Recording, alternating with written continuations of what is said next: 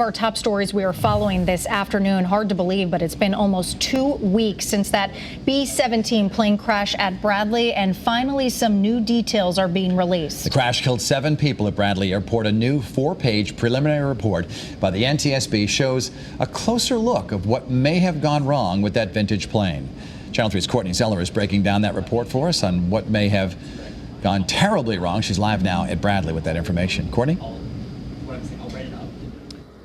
Well, you know, in this report, it shows a problem with one of the engines. The pilot reported to air traffic control that the airplane had a rough mag, which means engine failure. We talked to an aviation expert about that to get an in-depth look at this report. Now, according to the report, the aircraft was maintained and appeared safe for flying. The aviation expert says that the pilots were also very experienced flyers with ample flying hours. We also know that there was a yearly inspection on the B-17 earlier this year in January.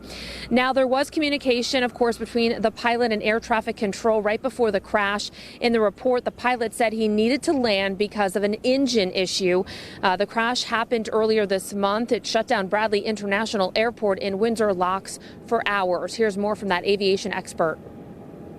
They had an engine problem with the magneto. Probably the engine wasn't working properly, and we assume that this engine number 4 probably failed.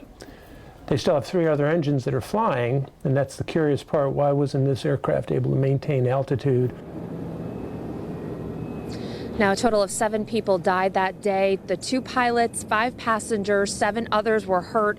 Our aviation experts also noticed something else in that report, a red flag with the type of fuel being used. We're going to break that down for you starting tonight at 5 o'clock. We'll see you in about a half hour. For now, we're live at the mobile newsroom from Bradley International Airport. Courtney Zeller, Channel 3 Eyewitness News.